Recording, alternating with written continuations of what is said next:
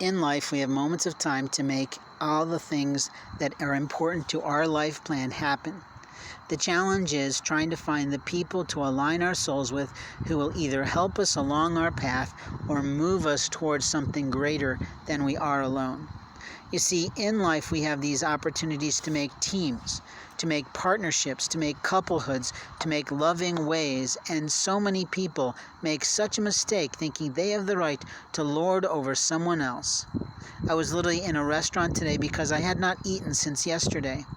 I had not produced a sale because we have so many strict rules about soliciting and visiting places and saying, look, I'm impoverished, I've got a problem, I'm trying to sell something so that I can literally eat.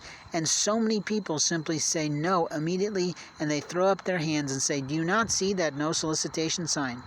And you look at them and say, do you not see a man starving in front of you? This is Lord Jesus represented right in front of you, and you literally walked me to the door with water and put me on your way because you and your pastor friend were just about to go off to lunch. You saw my wheelchair, you saw it was full of belongings, and it didn't dawn on you for the least bit at a church I visited today to try and sell my literature work that he should stop himself and go, if I was Jesus, how would I involve myself with the man who's just visited the front door of my church and my organization? Should I not stop my 30-something selfish ways to go, if that was Jesus, how would Jesus feel about me right now? You see, I have a practice, I guess, of going places that don't make a lot of sense. They laud that they want people to come through those front doors to participate in their communities. And you know what that man told me? He told me that he was the next steps or community outreach pastor for his church. And you know what he said to me? Let me leave you here at the front door in the heat. I'm going to go inside the locked door. I'll produce for you some small water, but I'm literally going off to lunch with another pastor. Now, it sounds kind of ridiculous, doesn't it? That he also told me that there's never someone there during the week. And I sit there and I think, you have all this land and you're promoting Christ and no one is there during the week? How is it that you make a living on a full-time salary if you're never in the church to be involved with community that wants to come inside and participate with you? Now, I've sort of fallen in love with the little community center, and as my situation grows, I plan to come back here and actually become a member.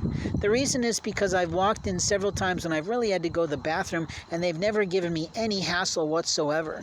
I'm also sitting on a quiet bench in the back to see what it's like if I wanted to bring someone here to participate with me in my family as membership, that we might be able to actually sit down and have a lunch together outside after working out, or outside after the kids play here, and outside after they attend a class or they go to sewing, or all these wonderful programs that this little place has.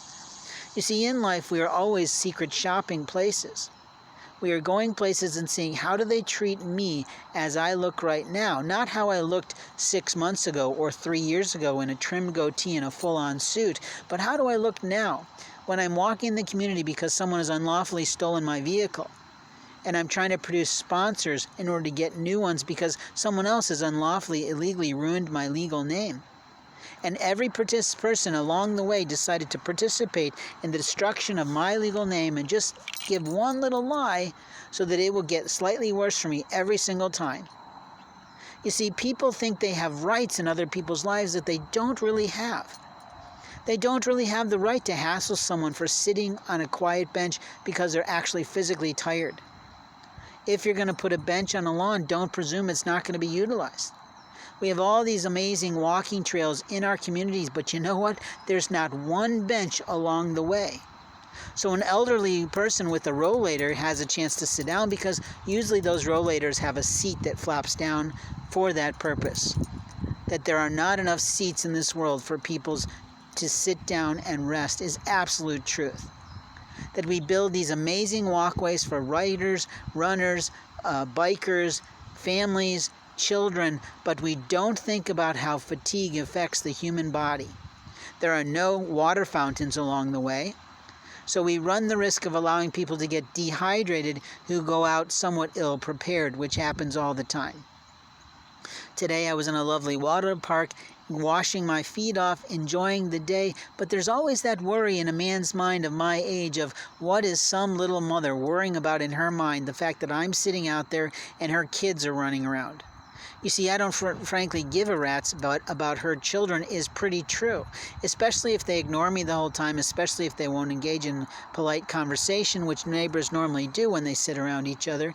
And openly what I see is a million people on their cell phones and not engaging with people right next door to them, seated right there.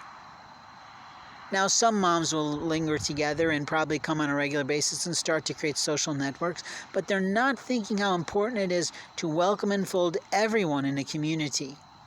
You see, one of the challenges we have today is that everyone is so engrossed in their technology, they don't realize how much of it is fake, how much of it is actually not getting through. I have literally made hundreds of phone calls over the last several months, and I have literally not gotten one return phone call on my Google phone.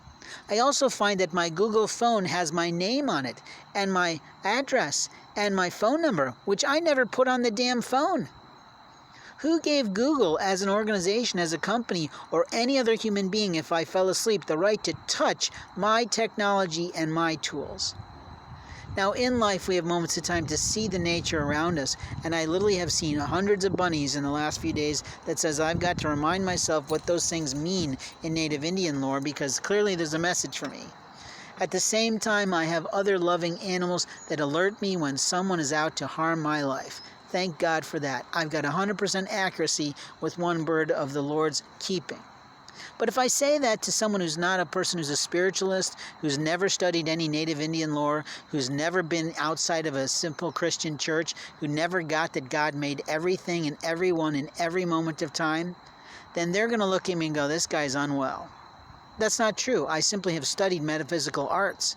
You have not. That's the difference. We all love the films of Harry Potter. Why do we love them? Because they promote love conquers evil. So where's the love in the land, I'd like to know? We create these amazing building structures. We put in all this gardening around them, and then we don't do one thing to tend the gardens. So we're completely overrun by ants at a picnic table, wasp and bees attaching to buildings, and spiders on picnic areas literally in the midst of fissures because the maintenance man is not taking a broom and wiping them off so that they go build their nests elsewhere. You see, you can train a spider to move himself someplace else. You can let him know he's not welcome there or she's not welcome there before they launch their thousands of babies into our communities. We also have people bringing in mulch from areas of the nation that don't belong in native Indiana. That brings in with it centipedes and other things that don't actually jive with our children's bodies. And we're not thinking about how daddy longlegs can ruin a child or a baby. These old understandings of health care that moms that I grew up with and grew up babysitting for knew about, the young moms today don't.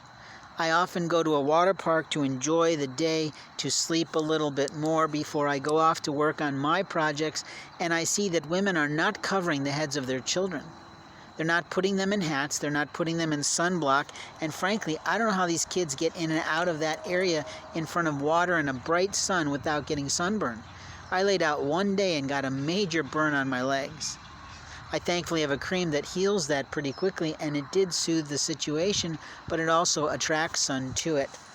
Now, I can talk like a man of old. I can talk like a man of today. I can talk like a technologist who's studied a lot more than most people in terms of technology, but I can also prove without a shadow of a doubt that we are being blatantly utilized as person of interest by certain people who think they have right to play games on a person's life, to mock a person's right to life, to mock their living situation, to put them in plays, to figure out what to do. It's not their lawful right. In this land, we have community servants that are violating federal law. And if I say that out loud, I get hit all the more, just like any other reporter who notices the illegalness of people. You see, if we have illegal people here, like what's happening in immigration, what it says is that other laws are okay to bend too. The law of thou shalt not kill gets bent all the time by people who have not learned to validate the human life that the Lord has created. This is one of the greatest sins of the land, that people are not being taught properly in life. I go to this little water park all the time, and I see little boys and little girls chasing after butterflies to kill them, and I want to smack their parent and say, who the hell taught you to allow your child to kill something beautiful like that? You see, these parents are not parenting their children in right to life at all. They are allowing them to pounce, to pound, to capture, to tear wings off, and you just want to say these are the future monsters of the land. They will never learn to honor any living creature if parents don't start to teach